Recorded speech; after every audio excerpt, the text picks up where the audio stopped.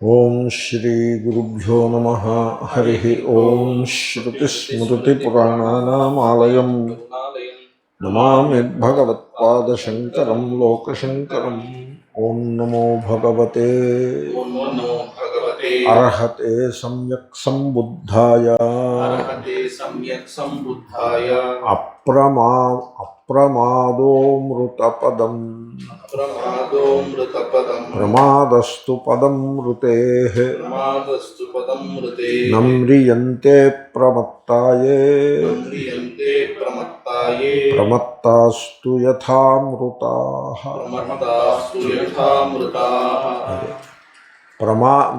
ప్రమాదం వై మృత్యుమహం బ్రవీమి.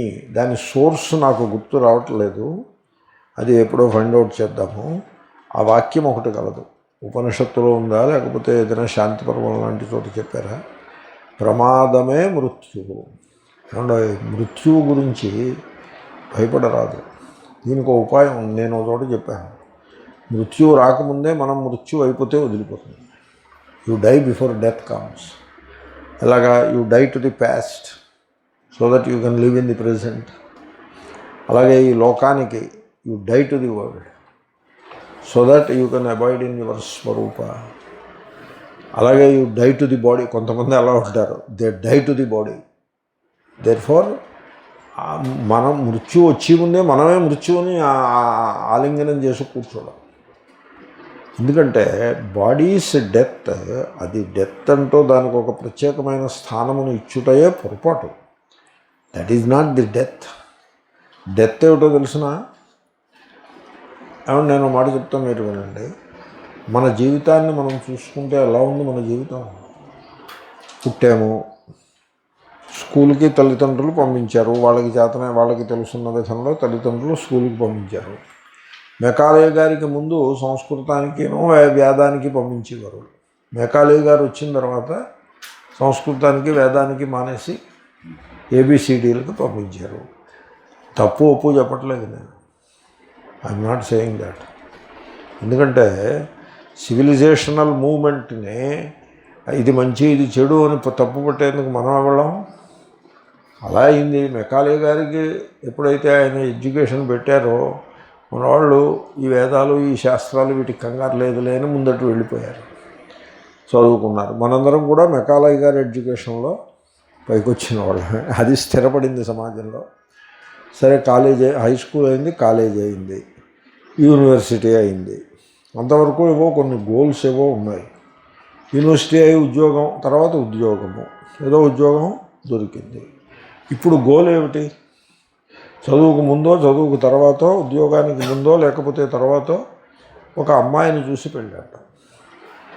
ఆ అమ్మాయిని వెతుక్కునే సందర్భంలో నేను చాలాసార్లు పాయింట్అవుట్ చేశాను, మన వాళ్ళు చూపించినటువంటి వాల్యూ సిస్టమ్ ఏదైతే ఉందో అంత corrupt, self egocentric system, corrupt, egocentric, exploitative, patriarchal, feudal system. అదే తప్ప ఇంకొకటి లేదు. ఇంతకంటే నన్ను ఏం చెప్పమంటారు? నాకు చేతనైన విశేషణాలన్నీ దాన్ని ఎత్తిన వేసి చెప్పాను. ఆ విధంగా ఓ అమ్మాయిని పెళ్ళాడ్డాం. ఓకే, పెళ్ళాడారు. ఇప్పుడు ఏం చేస్తారు?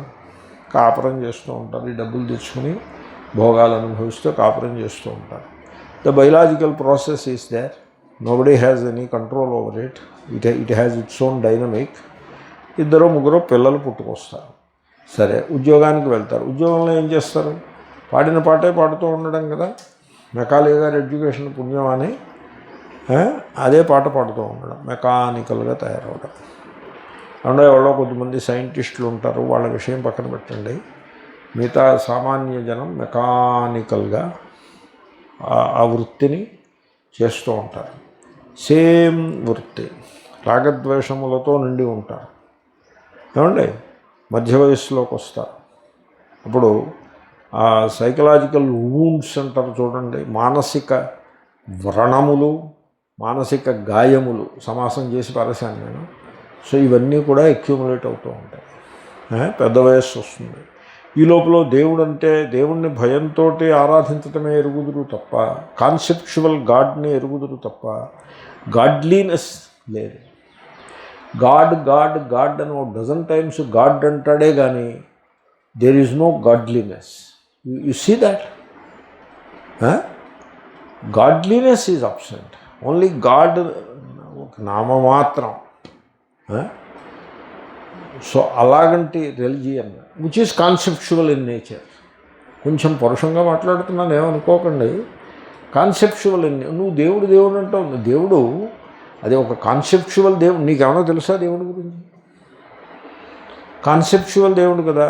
నో మా కాన్సెప్ట్ నీ కాన్సెప్ట్ కాకపోవచ్చు, సంబడి ఎల్సెస్ కాన్సెప్ట్. ఆ సంబడి ఎల్స్ ఎవడో, ఇప్పుడు ఎపిడమియాలజీ అని ఉంది మెడిసిన్లో. ఈ వైరస్ ఎక్కడి నుంచి వచ్చిందంటే పట్టుకోవచ్చు వెళ్ళి, ఎక్కడో దానికి ఏదో ఆరిజిన్ చెప్తారు. అలాగే ఈ కాన్సెప్ట్, ఈ దేవుడి కాన్సెప్ట్ ఎక్కడి నుంచి వచ్చిందో మనం చెప్పుకోవచ్చు. ఉదాహరణకి శివుడు అనే దేవుడు concept, the way it is practised today, ఈ మిథలాజికల్ స్టోరీస్ వాటి మీద ఆధారపడి శివుడు అనే దేవుడు కాన్సెప్టు మిడీవల్ టైంలో వైష్ణవ శైవ విద్వేషాల కాలం నుంచి వచ్చింది, అక్కడి నుంచి వచ్చింది. అయ్యప్ప దేవుడు కాన్సెప్టు ఎపిడమియాలజికల్గా మీరు దాన్ని ఎపిడమియాలజీ చేసినట్టుగా దానికి మీరు don't take the example in the wrong sense, take it in the right sense. అంటే ఆరిజిన్ హంటింగ్ అని ఉంటుంది. అది చాలా సైంటిఫిక్ ప్రాసెస్, అదంత సరళమైనది ఏం కాదు అది. ఆ ప్రాసెస్ని మీరు పెట్టినట్లయితే అది కేరళలో ఫలానా అప్పుడు 16వ శతాబ్దంలోనో 17లోనో మొదలైందని మనకు తెలుస్తుంది. కాబట్టి it's a conceptual god you are worshipping. No surprise. God god అని అండమే తప్ప గాడ్లీనెస్ లేదు మనలో. మనిషిలో దేవుణ్ణి చూడడం ఎరుగము మనం. మనిషిలో దేవుణ్ణి చూడడం మనకి చేత కాదు. మనిషిలో దేవుణ్ణి చూసిన వాళ్ళు కొద్దిమంది ఉన్నారు. బుద్ధుడు ఒకడు వాళ్ళలో. మనిషిలో దేవుణ్ణి చూసిన వాళ్ళలో బుద్ధుడు ఒకడు. మొట్టమొదటి పేరు ఆయనది చెప్పాలి. తర్వాత శంకరుడు, శ్రీకృష్ణుడు, ఈ రకంగా క్రైస్తు మహాశయుడు, వీళ్ళందరూ కూడా మనిషిలో దేవుణ్ణి చూశారు. తర్వాత మిడీవల్ పీరియడ్లో ఎవరో ఒకళ్ళిద్దరు ఆచార్యులు మొదలుపెట్టారు, విగ్రహంలో దేవుణ్ణి చూడడం అనేటువంటిది ఒకటి పెట్టారు. మనిషిలో కూడా చూస్తూ ఉండు, విగ్రహంలో చూడు అని చెప్పారు. కాబట్టి మనిషిలో దేవుణ్ణి చూసేవాడికి మనిషిలో చూస్తూ ఉండు, మనిషిలో కూడా చూస్తూ ఉండు, విగ్రహంలో చూడు అని మీరు చెప్పారనుకోండి, వాడు ఫైనల్గా దేంట్లో చూస్తాడు? వాడు సొంత ఆలోచన లేనివాడికి పైగా వాడు దేంట్లో చూస్తాడు? విగ్రహంలో చూస్తాడు. ఎందుకంటే విగ్రహము రెస్పాన్స్ ఉండదు. మీరు మనిషిలో దేవుణ్ణి చూడడం ప్రారంభించారనుకోండి, ఓ మనిషి ఫోన్ చేసి చిడామడ తిట్టాడు అనుకోండి, చీవాట్లు వేసాడు అనుకోండి, ఇప్పుడు మనిషిలో దేవుణ్ణి చూడడానికి ఇబ్బంది అవుతుంది. విగ్రహంలో ఆ సమస్యలు ఉండవు. కాబట్టి దాని చుట్టూ బిలీఫ్ సిస్టమ్ ఒకటి బిల్డప్ చేసుకుని, this is the god that you are worshipping, this is how the religion, the popular religion, the populace religion, the religion of the masses, this is how it is going on. ఇటు వచ్చి ఆ కట్టమైసమ్మని పూజించేవాడికి sophistication ఉండదు. మనం పూజ చేసే పూజలకి sophistication ఉంటుంది. మనం సంస్కృతంలో పూజ చేస్తాం, వాడేమో రోడ్డు మీద భాషతో వాడు పూజ చేస్తాడు. ఆ పాటలు విన్నారా ఎప్పుడైనా? కట్టమైసమ్మ పాటలు విన్నారా? నేను విన్నా. నేను చాలా జాగ్రత్తగా వింటానండి, చాలా రెస్పెక్ట్ఫుల్గా వింటా. మైసమ్మో మైసమ్మో అని పాటలు వినలేదు మీరు? చాలా అన్సోఫిస్టికేటెడ్గా ఉంది. మనం సంస్కృతంలో అవే ఉంటాయి. మీరు ఈ సుప్రభాతాలు ఇవి తీసి చూస్తే అవే ఉంటాయి, సంస్కృతంలో ఉంటాయి. ఎటు వచ్చాను. So the life goes like this. The religion based on belief, non thinking, following and fear. This is the basis of our religion. This is how we become old people. Life బాగా mechanical అయిపోయింది. We are looking at death. It is approaching fast. Body weaken అయిపోతుంది. ఇంట్లో వాళ్ళు చెప్పిన మాట వినడం మానేసి చాలా రోజులైంది. వాళ్ళు పెద్దవాళ్ళు అయిపోయారు, వాళ్ళు వినడం మానేశారు. బాడీ చెప్పిన మాట వినడం మానేసింది. భార్య చెప్పిన మాట వినడం ఎప్పుడో మానేసింది. ఇంక ఇప్పుడు యమధర్మరాజు, దున్నపోతు, కింకర్లు కథలు వీడికి గుర్తొస్తూ ఉంటాయి. ఏవో పుణ్యాలు కూడా చేసామేమో అనేదో తను తాను నచ్చ చెప్పుకుంటూ ఉంటాడు. This is how he ends up. ఈ కథ అంతా ఎందుకు చెప్పానో చెప్పమంటారా? దీనికి ఒక పేరుంది, ఆ పేరే ప్రమాద. ఇంతకంటే ప్రమత్తత, ఇంతకంటే ప్రమాదం ఏదైనా ఉంటుందండి? మీరు చెప్పండి. ఎవడో ఒక అతనికి కవాడిగూడలో రౌడీ మహాశయుడు ఆయన, నాకు మిత్రుడు, ఏదో ఇలాంటి మిత్రులు కూడా ఉంటారు. ఆయన ఒంట్లో ఏం బాగుండలేదు, ఉంటాడో పోతాడో నిన్ను తలుచుకుంటున్నాడయా అని నాకు ఎవరో చెప్తే, ఈ రౌడీ గూడెంలోకి నేను ఎక్కడ వెళ్ళగలను, అయినా కూడా నేనేదో మనస్సు చేసుకుని వెళ్ళాను అతని మీద ఉండే ప్రేమతోటి. ఇంకా పోవడానికి సిద్ధంగా ఉన్నాడు. ఏమిట్రా ఇలా ఉన్నావు? పంతులు నువ్వు తాగద్దని చెప్పావు, నేను మానలేదు. డాక్టర్లు ఏమో ఇంకా నువ్వు ఎంతో కాలం బతకు, చచ్చిపోతావని చెప్పారు. అంటే మరి నేను తాగద్దని చెప్పాను, నువ్వు మానలేదు, నేను మానలేకపోయాను, నన్ను ఏం చేయమంటావు? ఇప్పుడు పరిస్థితి ఏమిటి? ఇంకా నేను పోతాను, తాగకపోతే 4 రోజుల్లో పోతాను, తాగితే 10 రోజుల్లో పోతాను, క్యా ఫరక్ పడతా హే అని చేతి ఇప్పుడు తాగుతూనే ఉన్నాను. రౌడీ మహాశయుడు ఆయన. వాళ్ళు ఎవరో తీసుకొచ్చి ఇస్తారు, తాగుతాడు, రోజుకు ఒక పాత్ర ఏదో పుచ్చుకుంటూ ఉంటాడు. నన్ను క్షమించు, నా జీవితం ఇలా వ్యర్థమైపోయింది. నేను నా వయస్సు వాడే, మోరర్లెస్. నేను నీ వయస్సు వాడినే. నువ్వు చదువుకుని పెద్ద పండితుడు అయినావు. నేను ఇగో ఈ రౌడీయిజము, చాకు పట్టుకుని రౌడీయిజం, కవాడిగూడలో రౌడీయిజం చేసి ఈ తాగుడికి బానిసనై, రౌడీగా ఉన్నప్పుడు పొగరమోత్తనం చూపించాను, ఈ తాగుడికి బానిసనైనాను. తాగుడు వాడి దగ్గరికి వెళ్ళి వాడి భయపడుతూ చేతికి ఫ్రీగా ఇచ్చేవాడు, తాగేవాడిని. ఇగో ఇప్పుడు ఈ పరిస్థితి అని చెప్పాడు. ఆ తర్వాత అతను పోయాడు. ఎవరో చెప్పారు, స్వామీజీ ఆయన పోయారని. ఓహో అలాగా అనుకున్నాను. అతను అన్నాడు, నేను జీవితాన్ని ఎలా జీవించాలో నాకు తెలియలేదు, ఆ దారిలో పడి వెళ్ళిపోయాను, ఇగో ఇప్పుడు ఇక్కడికి చేరుకున్నాను. దీనికి ప్రమాదము అంటే గాడ్ ది పాయింట్. ప్రమత్తత అంటే టోటల్ ఇన్అడ్వర్టెన్స్, ఏమి జరుగుతోందో తెలుసుకోలేకపోవటం.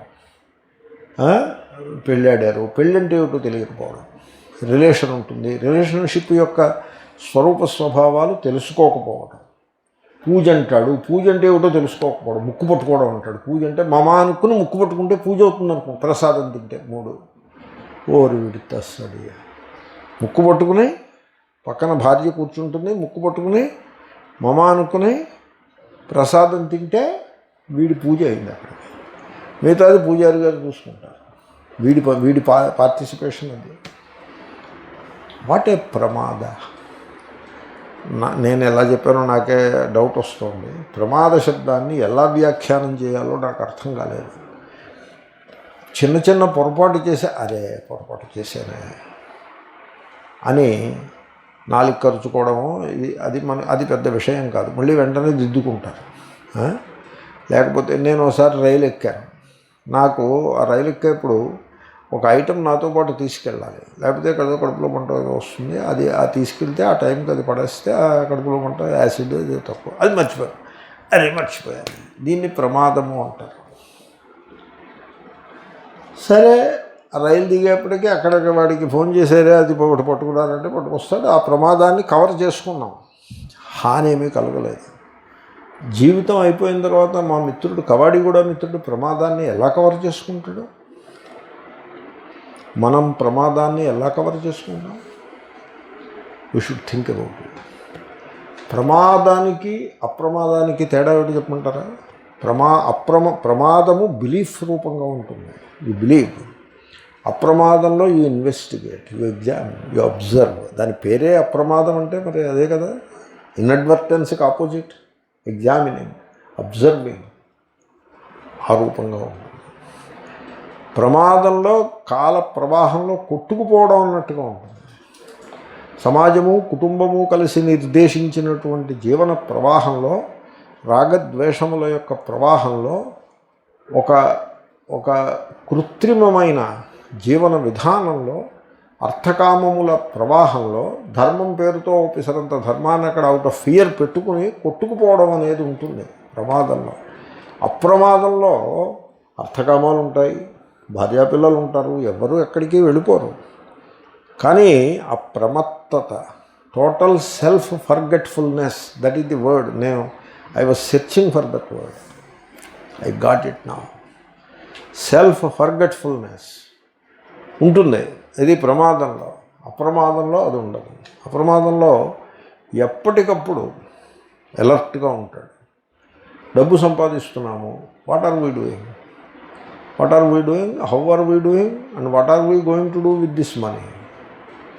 దట్ ఈజ్ అప్రమాద. భోగాలు అనుభవిస్తున్నాము, ఏదో టిఫిన్లు భోజనాలు ఇవేవి చేస్తున్నాము. How are we conducting hour selves?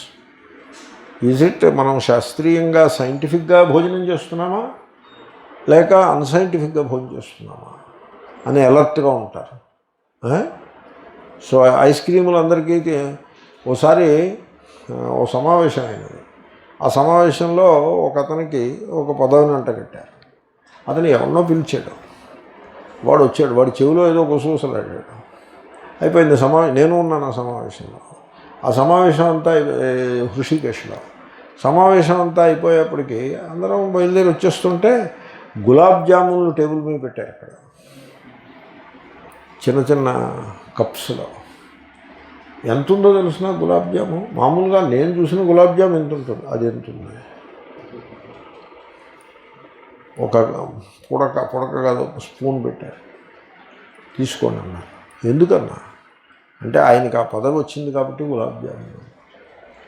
నేను అప్పుడు అక్కడే నిలబడి, నేను ఫస్ట్లో ఉన్నాను. నేను అడిగాను, ఇప్పుడు టైం ఎంత అయిందని అడిగాను. 12:10. లంచ్ టైం ఎంతకి? 12:30. You want to eat this now while lunch is at 12:30? Are you crazy అని నేను అడిగాను. అయితే వాళ్ళ స్వామిజీ నీకు ఇష్టమైతే తీసుకెళ్ళితే వెళ్ళమన్నాడు. సరే కానివ్వండి నేను వచ్చేసాను. వాళ్ళందరూ ఆ గులాబ్ జామ్ తిన్నారు. దట్ ఈస్ కాల్డ్ ప్రమాద, ఇన్అడ్వర్టెన్స్. అసలు గులాబ్ జాము అదే రసగుల్లా, నాట్ గులాబ్ జామ్. ఎందుకంటే గులాబ్ జామ్లో ఏదైనా కొంత యూస్ఫుల్ ఐటమ్ ఉందేమో నాకు తెలియదు, నేను వెరిఫై చేయాలి. రసగుల్లాలో అయితే లేదు. Rasgulla is sponge, not inorganic materials నుంచి చేసిన స్పాంజ్ కాదు అది, ఆర్గానిక్ మిల్క్ నుంచి చేసిన sponge it is. There is milk ఎప్పుడో పోయింది, దాన్ని వాడు ఆ నిప్పుల మీద పెట్టి తోసి ఆ మిల్క్ని ఎప్పుడో డిస్ట్రాయ్ చేసేసాడు. అది పైరోలైజ్ అయిపోయింది ఎప్పుడో. ఆ స్పాంజ్ జెల్ మిగిలింది, ఆ జెల్లో షుగర్ పెట్టాడు. That is rasgulla. It is Gulla, that is what it is, gel. Gulla అంటే జెల్. ఆ జెల్లో ఏముంటుంది? షుగర్ సిరప్ ఉంది. Is it worth eating? Is it a food item? But you eat it in such a big quantity, half an hour before, 20 minutes before lunch. This is called pramada. అటువంటి ప్రమాదముతోటి మనం జీవిస్తుంటే మనం ఎక్కడ తేలుతాం? వెళ్ళి హాస్పిటల్లో తేలుతాం. స్టెంట్లు, డయాబెటీస్లు, ఇన్సులిన్లు, మరొకటి.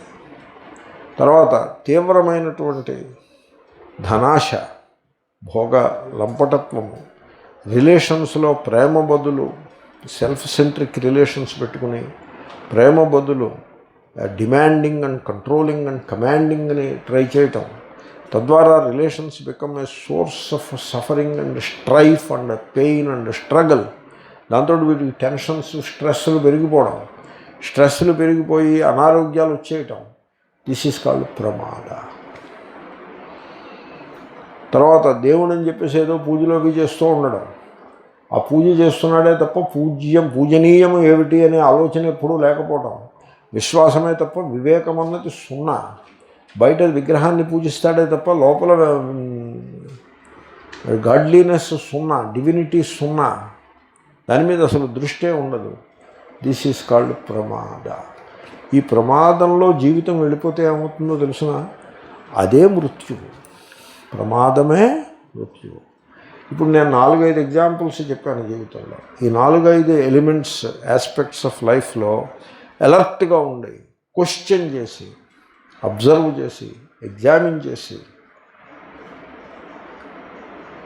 వేస్ట్ని తీసేసి సారవంతమైనది స్వీకరిస్తూ గాడ్లీనెస్ని అలవరుచుకుంటూ, మతం పేరుతో గాడ్లీనెస్ని డెవలప్ చేసుకుంటూ, ఊరికే గాడ్ అని చిలక పలుకు కాకుండా godliness is more important. Serve the god in the human heart.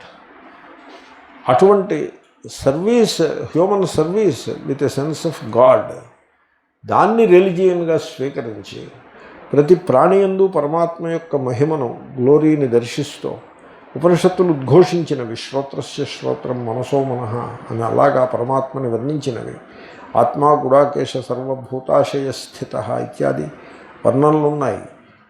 తన డ్యూటీ తాను చేయుటయే ఈశ్వర సేవ, ఈశ్వర పూజ, స్వకర్మణ తమభ్యర్చ్య ఇత్యాది వచనములు గలవు. వీటినన్నిటినీ తెలుసుకుని ఆలోచించుకుని పరిశీలించి పరిశోధించి అర్థం చేసుకుని జీవితంలో దోషములు తక్కువగా పెట్టుకుంటూ ఏవో మన దోషాలు మానవ మాత్రుడికి ఉంటాయి. టు ఎర్ర్ ఈజ్ హ్యూమన్, తప్పేమీ కాదు. A thing is a mistake only when repeated అన్నాడు కవి. మొట్టమొదటిసారి చేస్తే మిస్టేక్ కాదన్నాడు, నువ్వు అదే రిపీట్ చేస్తే మిస్టేక్. ఎందుకు రిపీట్ చేస్తాడు? ప్రమాదం వల్ల. ఎందుకు ఒకేసారి చేశాడు? అప్రమాదం వచ్చింది కాబట్టి ఒకేసారి చేశాడు. You don't repeat the same error, that is అప్రమాద. అప్పుడు ఫస్ట్ టైం చేసిన error it is not even error, it not even an error. కాబట్టి ఆ విధంగా ఆ ప్రమాదం అనే మృత్యువు నుండి తనను తాను కాపాడుకుంటూ మనిషి జీవించాలి. నేను చేసిన ప్రయత్నం ఏంటంటే I'm summarising myself, different aspects of life, dharma artha kama, human relations etcetera, the popular religion, different aspects of life పరిశీలించి వాటిల్లో ప్రమాదం ఎలా చొచ్చుకొచ్చింది, ఆ ప్రమాదాన్ని ఎలా నిలువరించవలేము అనే విషయాన్ని నేను వ్యాఖ్యానం చేసే ప్రయత్నం చేసిన.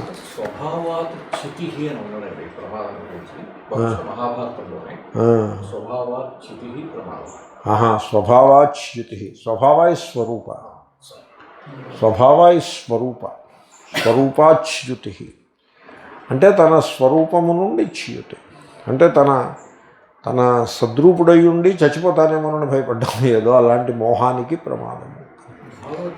ప్రాయశ్చిత్తం విమర్శనం, మిస్టేక్ సర్దుకోవడానికి, చేసిన తప్పు మళ్ళీ తీయకుండా ఉండేందుకు ఉపయోగించేది మాత్రమే ప్రాయశ్చిత్తము అని భగవద్ వ్యాఖ్య. విమర్శనాన్ని మనకే ప్రాయశ్చిత్తం అని పేరు పెట్టారు. చేసిన తప్పు తిరిగి చేయకుండా ఉండడం కోసం చేసిన పనిని తనను తాను విమర్శించుకుంటే ప్రాయశ్చిత్తము అని పెట్టారు. ఇప్పుడు నేను ఈ ప్రాయశ్చిత్తానికి ఒక ఎగ్జాంపుల్ ఇస్తూ ఉంటాను. నా చిన్నప్పుడు నేను ఉపనయనం అయిన వెంటనే చిన్న వయసులో అర్ఘ్యప్రదానం, ఉపనయనం సుబ్రహ్మణ్య గారు చెప్పారు, ఇంట్లో సుబ్రహ్మణ్య గారు మహావిద్వాంసులు, సంధ్యావందనం అంతా వారి దగ్గర నేర్చారు. ఎవరో అడిగారు, ప్రాయశ్చిత్తార్ఘ్యం చెప్పారా వీడికని, అంటే ఆయన చెప్పలేదని చెప్పారు. ఎందుకండి ప్రాయశ్చిత్తార్ఘ్యం చెప్పేస్తారు? ప్రాయశ్చిత్తార్ఘ్యం అంటే ఏమిటి? వీడు పంద్రాలే నిద్రలేచి పంద్రాలే స్నానం చేయకుండా ఉన్నప్పుడు చేయాల్సిన ప్రాయశ్చిత్తార్ఘ్యం ఇంకో 3 అర్ఘ్యాలు ఎక్స్ట్రా ఇస్తారు. మామూలుగా 3 ఇవ్వాలి, ఇంకో 3 ఎక్స్ట్రా ఇస్తాడు టైం వైలేట్ చేసినందుకు.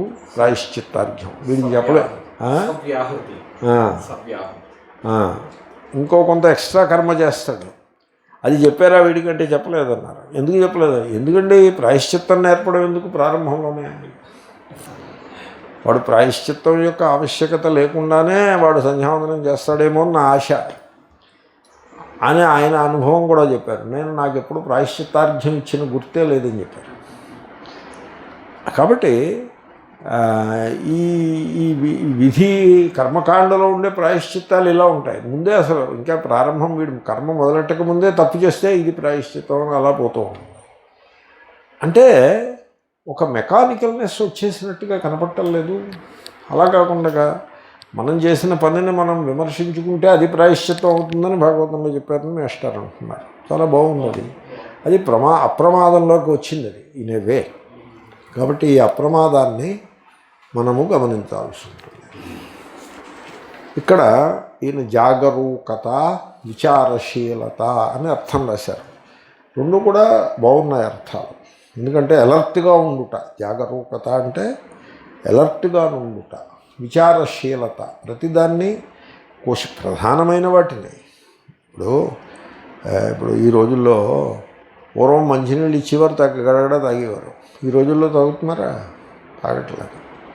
ఎవరు మంచినీళ్ళు వాళ్ళే తెచ్చుకుంటున్నారు. ఒకవేళ కావాల్సి వచ్చి ఇచ్చినా చూసి తాగుతున్నారా, చూడకుండా తాగేస్తున్నారు. వంకాయలు కొనేప్పుడు చూసుకుంటారా, చూడకుండా కొంటారా? ఆ మాత్రం విచారశీలత వంకాయల దగ్గరను మంచినీళ్ళు తాగే చోట ఉన్న విచారశీలత హృదయం దగ్గర ఉండక్కర్లేదు. తన జీవితాన్ని తాను నిర్వహించుకునే సమయంలో ఉండద్దా?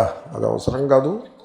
అదేమీ లేకుండా మెకానికల్గా తెలుగులో సామెత గుడ్డెద్దు చేలోబడ్డట్టుగా, గుడ్డి ఎద్దు చేలోబడి, అది ఎటు తలకాయ ఊపుతుందో దానికే తెలియదు, ఎక్కడ గడ్డి మింగుతుందో దానికే తెలియదు. ఏ గడ్డి దొరికితే ఆ గడ్డి తింటుంది. గుడ్డిది కదా, చూడలేదు కదా ఎద్దు. ఆ రకంగా బ్రతికేస్తూ ఉండుటయే ప్రమాదం. క్వశ్చన్ చేయాల్సి ఉంటుందండి. ప్రతిదీ క్వశ్చన్ చేయాలి. ప్రతిదీ మనవాళ్ళు క్వశ్చన్ చేస్తే పాపం అనే స్థితి పట్టుకొచ్చారు. క్వశ్చన్ చేసి వాడిని రానివ్వని దగ్గరికి, తెలుసా? ఏమిట్రా అన్ని ప్రశ్నలు అడుగుతున్నావు, నోరు మూసుకో ఈ పాటకంటారు. దగ్గరికి రానివ్వరు. ఒకడు క్వశ్చన్ చేశాడు, రత్నసింహాసనం సమర్పయామి అంటారేమిటి, అక్షతలు వేస్తాను, అది ఎలా రత్నసింహాసనం ఎందుకు? మళ్ళీ దాంట్లో ఇంకో పురోహితుడు గొడుసు, మణిరత్న ఖచ్చిత సింహాసనం, రత్నసింహాసనం అనొచ్చు కదా అంటే మణి ఏదో పెట్టాడు, ఇంకేదో పెట్టాడు. అలాగా ఎలా ఎందుకండి అని క్వశ్చన్ చేశాడు. ఇన్ని ప్రశ్నలు వేస్తే నేను పూజ చేయించలేను అని ఆయన అన్నాడు. అయిపోయింది. తర్వాత నేను పిలిచి చెప్పాను, చూడు అక్షతలు వేసినా రత్నసింహాసనం ఇచ్చినట్టుగా భావన చేయమని అభిప్రాయం అని చెప్పాను. ఓహో అలాగా, భావన చేయమన్నారు, ఉపాసన. అంతేగాని రత్నసింహాసనం చేయించి వచ్చి అక్కడ తీసుకొచ్చి పెట్టమని ఆయన వచ్చి దాంట్లో కూర్చుంటాడని కాదురా బాబు. అలా భావన, ఉదాత్తమైన భావన చేయమని అభిప్రాయము అని చెప్పాను నేను. ఆ ప్రశ్న వేయడం ఎంకరేజ్ చేయాలంటారా, అక్కర్లేదంటారా? ఎంకరేజ్ చేయాలి. ప్రతిదాన్ని ప్రశ్న వేయాల్సి ఉంటుంది. ఆ విచారశీలమును కలిగి ఉండాలి. తర్వాత మృతి అంటే ఈ ప్రమాదము మృతికి హేతువు అని అన్నారు. మృతి అంటే వీడు ఎక్కువ కాలం బతకడు, చచ్చిపోతాడని కాదండి. దట్ ఈజ్ నాట్ ది మృతి. మృతి అంటే he is psychologically dead, spiritually dead.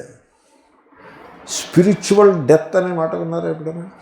There is a thing called spiritual death. నువ్వు ఇతరులను ద్వేషిస్తూ, సంసారమునందలి కామనలు అవి పెట్టుకుంటూ, ధర్మానికి దూరంగా బ్రతికితే దట్ బికమ్స్ స్పిరిచువల్ డెత్. చిన్నప్పుడు నిగమశర్మ వృత్తాంతం ఉండేవాడు. ఆ నిగమశర్మని వాడు ధర్మ మార్గాన్ని తప్పేదో బతికాడని, అంచేత హీఈజ్ డెడ్ స్పిరిచువల్లీ అని ఏదో అలా వర్ణించారు. ఆ తర్వాత మళ్ళీ బాగుపడ్డాడో ఏమో నాకు తెలియదు, నాకు ఊరికే కథ కింద చెప్పాను. Spiritual death. సో అది మృతి అంటే. అప్రమాదం ఏమవుతుంది? అమృతం అవుతుంది. మృతికి ఆపోజిట్. అదేమిటది? ఆయన అన్నారు నిర్వాణము, జీవన్ముక్తి, మోక్షము అన్నారు. దీంట్లో రహస్యం ఏంటంటే ఆ మోక్షము మీ స్వరూపం. అది మీ స్వరూపం. మీరు బయట నుంచి ఎక్కడి నుంచి పట్టుకురాక్కర్లేదు. మీరు ఎప్పుడైతే అప్రమాదాన్ని అభ్యాసం చేస్తారో ఆ స్వరూపం దానంతట అది ప్రకాశిస్తూ ఉంటుంది. ఇది ఎలాగంటే ఫౌంటైన్ ఉంటుంది, దాని మీద ఏదో కప్పేసి ఉంటుంది. ఆ కప్పేసిన దాన్ని పక్కకి పెట్టేస్తే ఆ ఫౌంటైన్ నీరు పైకి వస్తుంది. It is like that. కాబట్టి జీవన్ముక్తి అందరూ అనుకునేంత కష్టం ఏమీ కాదు. మీరు ఆ ప్రమాదము ఎక్కడ గలదు? ప్రమాదము మనస్సులో ఉంటుంది. మనస్సులో ఏ అంశములలో ప్రమాదము గలదు, ప్రమాదము రూల్ చేస్తోంది మనస్సులో, అది గమనించినట్లయితే మీకు జీవన్ముక్తి కరతలామలకము అయిపోతుంది. సో దీన్ని అప్రమాదమును బుద్ధిస్ట్ లిటరేచర్లో బహుశా మైండ్ఫుల్నెస్ అంటారేమో, వేదాంతిక్ లిటరేచర్లో అవేర్నెస్ అని అంటారు. You are aware of what? పక్కింటికి వాళ్ళ బంధువులు వచ్చారు, అది కూడా అవేర్నెస్సే. ఆ అవేర్నెస్ కాదు. ఇవాళ స్టాక్ కొంచెం డౌన్ అయింది, ఆ అవేర్నెస్ కాదు. That kind of. ఇవాళ కోవిడ్ స్టాటిస్టిక్స్ ఏమిటి? అలాంటి అవేర్నెస్ ఉంటుంది కదా. రాజకీయ అవేర్నెస్ ఉంటుంది, పొలిటికల్లీ అవేర్ఫుల్ పీపుల్ అని అంటారు. ఎవడు ఈ పార్టీ, ఎవడా పార్టీ, మనవాడేవాడు, పరాయివాడేవాడు, ఇలాంటి అవేర్నెస్. సో ఇటువంటి అవేర్నెస్ చాలా ఉంది ఈ రోజుల్లో. పిల్లలకి ఆ సెల్ ఫోన్లో వీళ్ళు ఇటు తిప్పుతూ వాళ్ళు they are aware of many things. మనకి తెలియని విషయాలు కూడా దే ఆర్ అవేర్. మనం అలాంటి అవేర్నెస్ గురించి మాట్లాడటం లేదు. You are aware of your mind, maybe include body also. You are aware of your body. ఎప్పుడైతే మీరు you are aware of your body, ఆ బాడీలో మార్పులు దానికి ఆ అవేర్నెస్కి అనుకూలంగా మీరు మార్పులు చేసుకున్నట్లయితే మీ ఆహార విహారముల యందు ఇప్పుడు కడుపులో బొట్లు వచ్చాయనుకోండి, ఎందుకు వచ్చింది కడుపులో బొట్లు, ఏమిటబ్బా ఇది, నేనేం మింగాను పొద్దున్న, నేను ఓహో అదే 3 ఐటమ్స్ తిన్నాను, దాంట్లో ఏదో ఒకటి దీనికి రెస్పాన్సిబుల్ అయ్యి ఉంటుంది. మరి దట్ ఈస్ కాల్డ్ అవేర్నెస్. ఆ అవేర్నెస్ వల్ల మీకు సొల్యూషన్ మీకే దొరుకుతుంది. ఒకవేళ మీకు సొల్యూషన్ దొరకకపోయినా డాక్టర్ గారు అడుగుతారు, నువ్వు ఏం చేసావని అడుగుతారు. నేను ఇది చేశానంటే ఆయనకు అర్థం అవుతుంది, ఇది పని చేసావు అంచేత కడుపులో బొట్లు వచ్చాయి, ఇంక ఈ పైన అలా చేయకు అని చెప్తారు. Useful you know. ఆయన కూడా మీ అవేర్నెస్ మీదే ఆధారపడాల్సి ఉంటుంది. మీరు కార్డియాలజిస్ట్ దగ్గరికి వెళ్తే ఆయన వేసే ప్రశ్నలు ఎలా ఉంటాయంటే మొత్తం మీ పుట్టుపూర్వోత్తరాలన్నింటినీ లాగే విధంగా ప్రశ్నలు వేస్తాడు ఆయన. ఎన్ని ప్రశ్నలు, 1 కాదు 2 కాదు, 4 పేజీల క్వశ్చనే నింపుకుంటాడు కార్డియాలజిస్ట్. ఎందుకంటే మనం ఏది అవేర్ఫుల్గా లేమో ఆ అవేర్నెస్ని పైకి తీసుకొచ్చే ప్రయత్నం చేస్తున్నాడు ఆయన.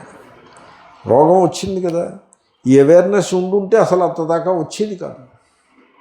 కాబట్టి awareness is the key for good health. Awareness is the key for a peaceful mind, sober mind. Awareness is the key. అంటే అవేర్నెస్ ఆఫ్ వాట్? ఆరోగ్యానికి awareness of what? Awareness of the body. మరి మానసిక ఆరోగ్యానికి awareness of the mind. దీంట్లో మీకు ఒక మనవి చేస్తా. మా బాడీ మాకు తెలుసు అని మీరు అనుకుంటే అది అహంకారమే అవుతుంది. మీ బాడీ మీకు తెలియదు, మీరు పరిశీలిస్తే తెలుస్తుంది. మీ మైండ్ మీకు తెలుసునని మీరు అనుకుంటే పెద్ద పొరపాటు అవుతుంది. మీ మైండ్ మీకు తెలియదు. మీరు బాహ్య వస్తువులని పరిశీలించే హడావిడిలో పడిపోయి ఉన్నారే తప్ప మీ మైండ్ని మీరు ఎప్పుడూ పరిశీలించి ఉండరు. మీరు పరిశీలించండి. సో పరిశీలించాలి. అవేర్నెస్ అంటే ఏంటో తెలుసునండి, ఇది అప్రమాదం చెప్తున్నా. యు అబ్జర్వ్ వితౌట్ కండెమ్నేషన్, అదే అవేర్నెస్. కండెమ్ చేశారంటే అది అవేర్నెస్ కాదు. యు అబ్జర్వ్, మైండ్ని అబ్జర్వ్ చేయండి, కండెమ్ చేయకండి. తర్వాత డినై చేయకూడదు, డినయల్ ఉండకూడదు. కొంతమంది డినయల్ ఉంటారు. నేను చూశాను, డినయల్ వాళ్ళని చూశాను. ఆహారం తీసేసుకుంటూ ఉంటారు. అది ఆరోగ్యానికి మంచిది కాదని తెలుసు వారికి. డాక్టర్ చెప్పాడు అది తినకూడదని, అది వారికి తెలుసు. అబ్బాయి ఎక్కువ తింటాం లేదండి, ఊరికే టేస్ట్ చేస్తున్నానండి, నాకు తెలుసునండి ఇది మంచిది కాదని నన్ను తినేస్తూ ఉంటాడు. అంటే హీఈస్ డినయింగ్. తను చేస్తున్న పని తప్పని తెలిసి కూడా దాన్ని పుషింగ్ అండర్ ది కార్పెట్ అనే ప్రయత్నం చేస్తున్నాడు. ఇటువంటి denial it doesn't help at all. కాబట్టి డోంట్ డినై. కొంతమంది యాక్సెప్టెన్స్ ఉంటుంది. ఎలాగో తెలుసునండి, నాకు కొంచెం కోపం ఎక్కువ అండి, అంచేత మీరు కొంచెం జాగ్రత్తగా ఉండండి, నా లక్షణం అది అంటాడు. అంటే he is aware of his nature, but he doesn't want to do anything about it. In fact he keeps it himself. అలాగా don't deny, don't accept, don't condemn, be aware.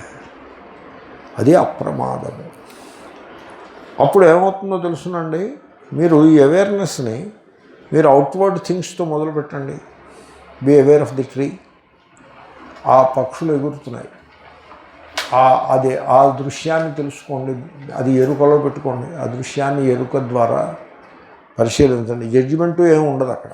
పక్షులు ఎగురుతుంటే మీరేం జడ్జి చేస్తారు? దాంట్లో యాక్సెప్టెన్స్ ఉండదు, డినయల్ ఉండదు, ఈ సమస్యలు ఉండవు. జస్ట్ మీకు తెలుస్తూ ఉంటుంది. అలా మొదలుపెట్టండి. అప్పుడు ఆ అన్ఇన్వాల్వ్డ్ విట్నెసింగ్ అనే లక్షణం క్రమంగా అభ్యాసానికి వస్తుంది.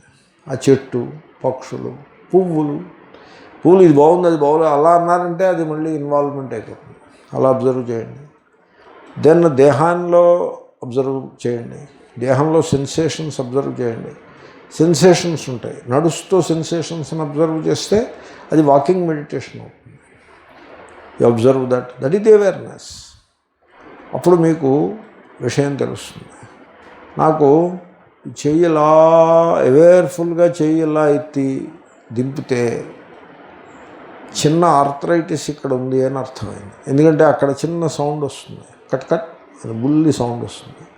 అది తెలుస్తుంది, ఓహో అలాగనా, ఇది అది రహస్యం అని మనకు అర్థం. కాబట్టి aware of the body, aware of the sensations. తర్వాత aware of the mind, aware of the mind. మైండ్లో ఏమొస్తుంది, రోజులో నువ్వు నీ మనస్సు ఎలా ఉన్నది. అది మాట వరుసకి నీ మనస్సు అన్నాను, కానీ అది నీ మనస్సు కాదు, మనస్సు అంతే. It is not my mind, it is just the mind and I'm living with it. That is how it is. ఆ మనస్సులో ఎలా ఉన్నది, ఆ రిలేషన్షిప్స్లో కాన్ఫ్లిక్ట్స్ ఎలా ఉన్నాయి, తర్వాత గ్రీడు ఇత్యాది లక్షణాలు ఎలా ఉన్నాయి, ఆ డివినిటీ ఏమైనా ఉందా ఈ మనస్సులో, లేకపోతే అది సంసారిక మైండ్ లాగే ఉందా.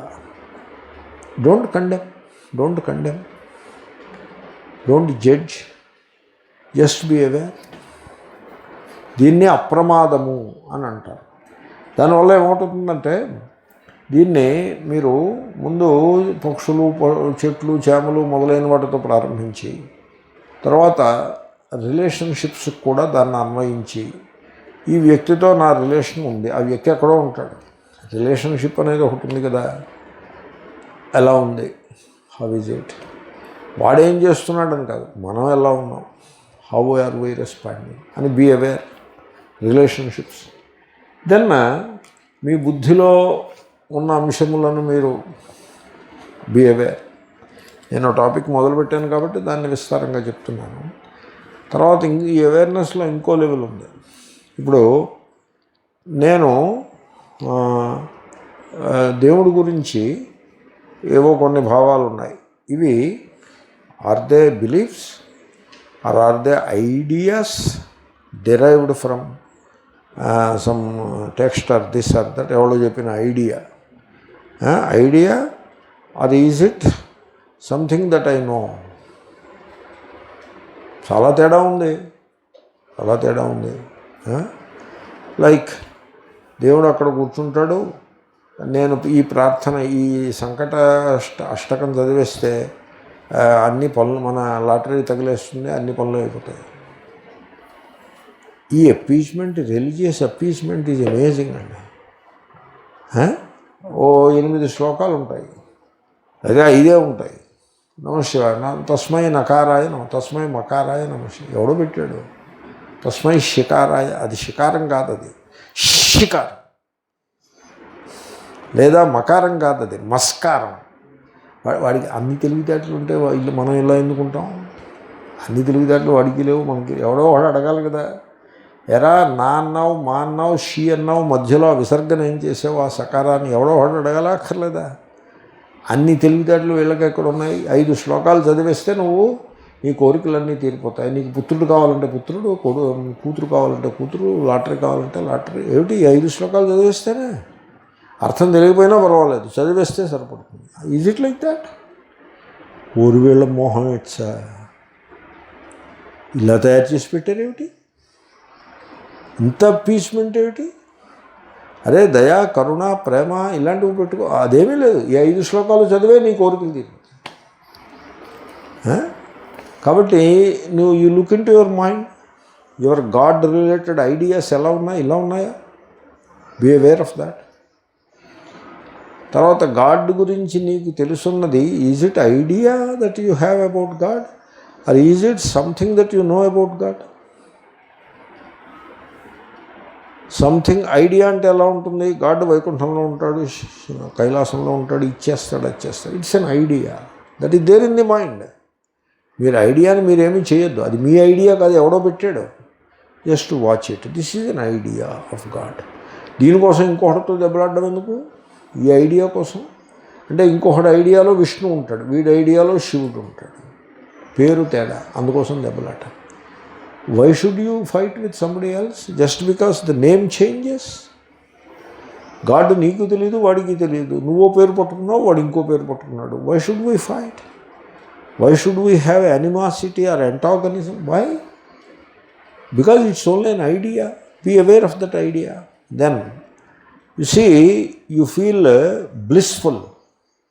You feel happy, you cultivate that feeling of happiness, you cultivate it. అహం బ్రహ్మాస్మి అనుకో, ఆ ఫీలింగ్ ఆఫ్ హ్యాపీనెస్ని కల్టివేట్ చేసుకో. దట్ ఈస్ బ్రహ్మ, అది దేవుడు. That is something which you experience. It is not a belief. The sense of happiness is not a belief, it is you. దాంట్లో belief ఏమీ లేదు. It is not an idea, it is your స్వరూప. చూడండి ఎంత తేడా ఉందో. Be aware of these things. ఇవేమీ తెలుసుకోకుండా గ్రుడ్డి ఎద్దు చేలో పడ్డట్టుగా పోతూ ఉంటే దాని పేరు ప్రమాదము. కాబట్టి awareness, be aware at every level. అప్రమాదో మృతపదం ప్రమాదస్తు పదం మృతే నమ్రియంతే ప్రమత్తాయే ప్రమత్తాస్తు యథా మృతాః అప్రమాదః అమృతపదం ప్రమాదః తూ పదం మృతేః నా మ్రియంతే అప్రమత్తాః యే ప్రమత్తాః తూ యథా మృతాః. అప్రమాదః జాగరూకత, విచారశీలము, ఎరుకలో ఉండుట,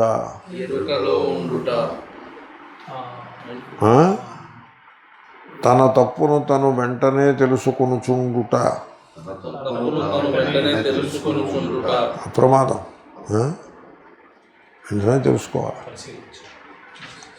నేను నడిచి వెళ్తున్నా, కాలు జారింది, కొంచెం తక్కువని కాలు వెనక్కి తీసుకున్నా. ఏమిట్రా ఎందుకు కాలు జరిగిందని చెప్పేసి పరిశీలించా. ఆయిల్ ఉంది అక్కడ, అప్పుడు తీసి తుడిచేశాను. సపోజ్ ఎందుకులో జరిగిందని మళ్ళీ నడిచేసాను అనుకోండి, మళ్ళీ అట్నుంచి ఇటు వచ్చేప్పుడు ఏమవుతాను? పడిపోతాను. కాబట్టి జారుట, ప్రమాదం అంటే జారుట, జారిపోవుట. జారినప్పుడల్లా ఫిజికల్ కావచ్చు, మెంటల్ కావచ్చు. జారిపోయిన నేను గులాబ్ జామ్ ఎవరో ఆఫర్ చేశారు, ఒకటి తీసుకున్నా సరిపడుతుందన్నా. పోనీలే రెండోది వాళ్ళు ఆఫర్ చేస్తే పుచ్చుకుందామని అనిపించింది, వాళ్ళు ఆఫర్ చేశారు, రెండోది కూడా తిన్నా. ప్రమాదమే కదా. గులాబ్ జామ్ ఒకటి తినడమే ఇది క్వశ్చనబుల్ యాక్ట్. హాఫ్ ప్రమాదం అప్పటికే అయింది, ఇప్పుడు రెండు తింటే డబుల్ ప్రమాదం అయింది. కాబట్టి అలాగ తన తప్పును తాను తక్కువని తెలుసుకుంటుంట దాని పేరు అప్రమాదం. ఓకే, ఇంకో అర్థం కూడా చెప్పండి, ఒళ్ళు దగ్గర పెట్టుకుని ఉండుట అని అలా తెలుగులో అలా అంటారు. అప్రమాదం అంటే చెప్పి ప్రయత్నం చేస్తున్నా. ఇది అమృత పదం, అమృతత్వమునకు నిధానము. అమృతత్వం దాంట్లో ఉంటుంది. అంటే నేను ఇంకో మనవి చేస్తా. అమృత శబ్దం ఉంటుంది, ఉపనిషత్తుల్లో ఉంటుంది. అమృతా భవంతి, అమృతం ప్రతిపద్యతే, అలా ఉంటుంది. అమృత శబ్దం ఉంటుంది. అమృత శబ్దాన్ని లిక్విడ్గా మీరు భావన చేయవద్దు దయచేసి. అది సంహౌ పౌరాణికులు ఆలోచించుకోవాలి. నేను పౌరాణికులకి మనవి చేస్తున్నా, మీరు ఆలోచించండి. ఏమిటండి అమృతం అన్న చోటల్లా మీరు దాన్ని లిక్విడ్గా తయారు చేసి పెట్టారేమిటి? అది ఒక మంచి అందమైన పాత్రలో ఉంటుందని, ఆ పాత్రకి మూత ఉంటుందని, దాని చుట్టూ పాములు కాపలా ఉంటాయని, అయితే రాక్షసులు కాపలా ఉంటాయి. దేవతల దగ్గర ఉంటుంది, దానికి రాక్షసులు కాపలా. ఇలాగ పెడితే మనమే రాక్షసులమై కూర్చుంటాం.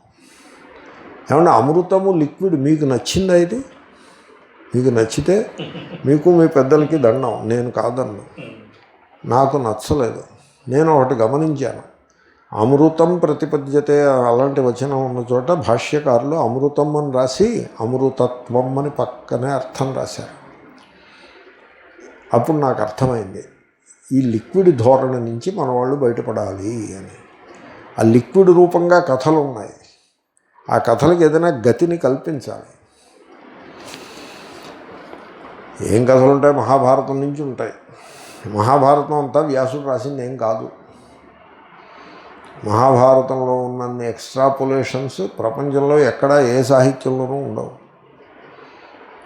25,000 ఉండేది మహాభారతం. దాని పేరు జయము అని ఉండేది. దాన్ని ఇప్పుడు 110,000కి తయారు చేసి ఏదో కోవిడ్ సంఖ్య పెరిగినట్టుగా అక్కడ శ్లోకాల సంఖ్య పెరిగింది. ఇప్పుడు అది మహాభారతం. దానికి మహాభారతం అనే పేరే ఉండేది కాదు ఒకప్పుడు.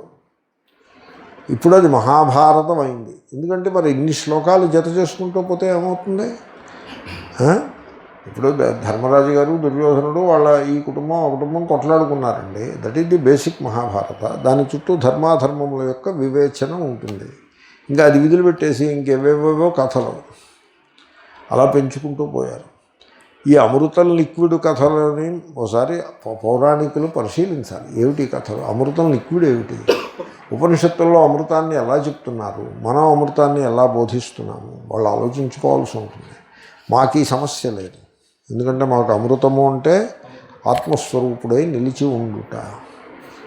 అప్రమాదము అమృతమునకు పదము. ఖాన్ మార్కెట్ గ్యాంగ్ వాళ్ళు అర్థం చేసుకోవాల్సినది ఒకటి ఉంటుంది. ఏమిటంటే మాకు గురువు ఉన్నాడు, ప్రమాణం ఉన్నది, ఇంకేమీ అక్కర్లేదు, మోక్షం మాకు వచ్చేస్తుంది. అలా రాదు. గురువు వాళ్ళ దృష్టిలో గురువు అంటే ఎవరో తెలుసిన 70 కేజీలు ఉండడానికి బదులుగా 90 కేజీలు ఉన్నటువంటి ఒక ముసలాయన అని అర్థం దానికి. అది గురువు అంటే. అదే గురువు అంటే అది కాదు గురువు. ఆత్మావై సద్గురు. సో ఒక ఫిజికల్ ఎంటిటీ కాదండి. ఫిజికల్ ఎంటిటీని గురువు అన్నామంటే నేను చెప్పిన డిస్క్రిప్షన్లోకి వస్తుంది. 70 కేజీలు ఉండాల్సిన చోట 90 కేజీలు ఉండి డయాబెటీస్ హార్ట్ ప్రాబ్లం ఉన్నటువంటి ఒక గురువు అంటే అది కాదు గురువు అంటే. గురువు అంటే ఈజ్ నాట్ ఎ పర్సన్. గురువు ఈజ్ నాట్ ఎ పర్సన్. గురువు ఈజ్ ది విషన్. ప్రమాణము అంటే ఏమిటి? ప్రమాణం అంటే ఏమిటి? పుస్తకం, తైత్రీయోపనిషత్తు పుస్తకం ప్రమాణం అవుతుందా? లేదంటే పుస్తకం అక్కర్లేదని మేము వల్లించి పెట్టేశాం, ఆ వల్లించింది ప్రమాణం అవుతుందా? కాదండి మాకు అర్థం కూడా తెలుసు, అది ప్రమాణం అవుతుంది? అవ్వదు. అర్థం తెలుసు అంటే అర్థం ఏంటో తెలుసిన? ఆ వల్లించింది ఐడియా రూపంగా మారి ఉంది అని. No all the required ideas are in your head అని అర్థం. అనుభవంలో ఏది లేదు. అనుభవంలో అన్నమయ కోశమే లేదు, మిగతా కోశాల దాకా ఇక్కడ. వీడు అన్నమయ కోశమే నేనని ఏడుస్తూ ఉంటే అనుభవం ఎక్కడి నుంచి వచ్చింది? ఐడియా ఉంది, అన్నమయ కోశము ఆత్మ కాదు. He knows that. He now has a wonderful idea about the ఆత్మ, నథింగ్ మోర్. కాబట్టి నేను మనవి చేసేది ఏమిటంటే గురువు ప్రమాణము అంటూ ఇలాంటివి పెట్టుకుని వాటికి ఉండే విలువ వాటికి ఉంటుంది. బట్ వాటిని దాన్ని ఎలాగంటారంటే కాఫీలో పంచదార అవసరం. ఈ దృష్టాంతము వీర సావర్కర్ ఇచ్చాడు. ఈ దృష్టాంతాన్ని కాఫీలో పంచదార అవసరం. ఓ చెంచాడు వేయాలండి, లేకపోతే అది కుంకుడుకాయ రసంలాగా ఉంటుంది. కాఫీ తాగేది కాదు అది. ఓ చెంచాడు పంచదార. పాలు ఎందుకు వేస్తారు కాఫీలో? లేకపోతే అది తాగలేరు. కొద్దిగా పాలు పోసి నల్లగా ఉంటుంది, ఏదో తారులాగా ఉంటుంది. తాగడం ఎలా కుదురుతుంది? పాలు పోస్తే కొంత రంగు మారుతుంది, రుచి కూడా మారుతుంది. కొంచెం పంచదార వేస్తే తాగొచ్చు. అది కొంచెం పంచదార ఓసారి నాకు అయింది మంగళం. చెప్పాను నేను. స్వామీజీ వస్తున్నారు. స్వామీజీకి మనం ప్రత్యేకంగా ఆయనకి ఏదైనా ఆఫర్ చేయాలని అమ్మగారు ఏం చేశారంటే చిక్కని గేదె పాలు కాచి దాంట్లో 4 చెంచాలు ఓవల్టీను 3 చెంచాలు షుగరు వేసి ఇచ్చారు నాకు. నేను అన్నాను, నేను ఒకప్పుడు టీ తాగుతానమ్మా, ఇవేమీ తాగనని చెప్పాను. ఈ ఓవల్టీన్ నా వల్ల కాదండో, ఓవల్టీన్లు షుగర్లు. కాబట్టి దాని నిండా ఇంత పంచదార వేస్తే ఆ కాఫీ తాగడానికి యోగ్యంగా ఉంటుందా? ఉండదు. వీర సావర్కర్ ఎగ్జాంపుల్, సింపుల్ ఎగ్జాంపుల్. అలాగే గురువు ప్రమాణము గురువు ప్రమాణముని జపం చేస్తే మీకేమో ఆత్మస్వరూపం తెలుస్తుందా? తెలీదు. గురువు ఇన్ ఇట్స్ ప్లేస్, ప్రమాణ ఇన్ ఇట్స్ ప్లేస్. నీ మాట ఏమిటి? What is your contribution? What is it you are doing about yourself? అప్రమాద. గురువు ఉంటాడు, ప్రమాణం ఉంటుంది. నీ దగ్గర అప్రమాదం ఉండాలి. అది నీ వైపు నుంచి అది ఉండాలి. అది లేకుండా గురువు ప్రమాణం ఉండి కూడా ఉపయోగం లేదు. ఇంకా గొప్పలు చెప్పుకుందుకు ఉపయోగపడుతుంది. అప్రమాదము ఉన్నదా? ఓకే. కాబట్టి అప్రమాదము అమృత పదము, అదే అమృతత్వమునకు నిధానము. తూ దీనికి భిన్నముగా దీనికి భిన్నముగా ప్రమాదము ప్రమాదః ప్రమాదము అనగా పట్టించుకొనకుండుట, పట్టించుకొనకుండుట, పరిశీలన విచారము లేకుండుట, పరిశీలన విచారము లేకుండా కేవలము నమ్మకములతో సరిపెట్టుకొనుట, కేవలము నమ్మకముతో సరిపెట్టుకొనుట, ఏవో కొన్ని భావములను తలయందు పెట్టుకుని ఏవో కొన్ని భావములను తలయందు పెట్టుకొని అదే శాస్త్రమని తలపోయుట. అదే శాస్త్రమని తలపోయుట. ఇంకేం చెప్పమంటారు? మృతే మృతికి అనగా ఆధ్యాత్మికమైన చావుకి.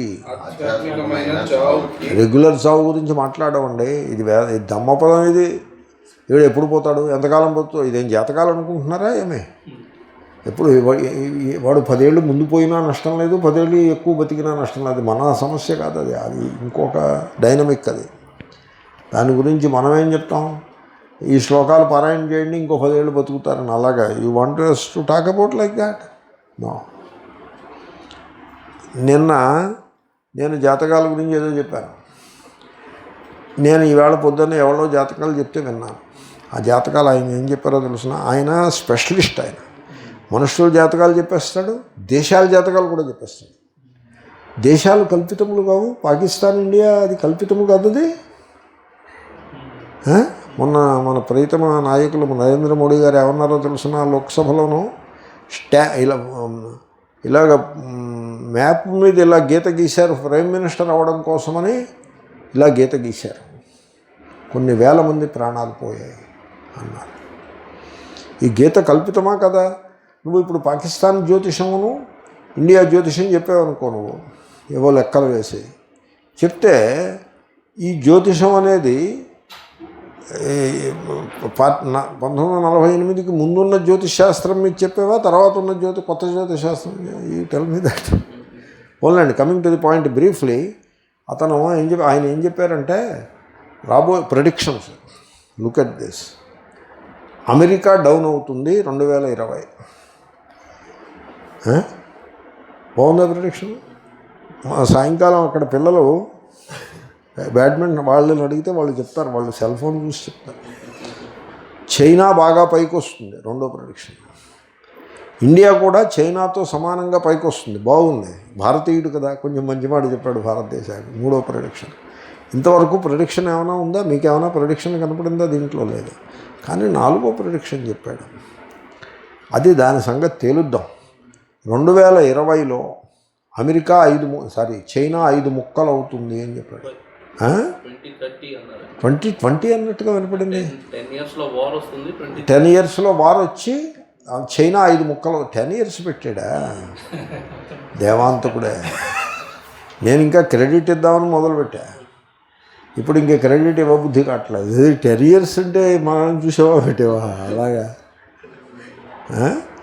ఇది యుఎస్ఎస్ఆర్ ముక్కలు కాకముందు ఏడాది ముందు చెప్తే మనం క్రెడిట్ ఇవ్వచ్చు.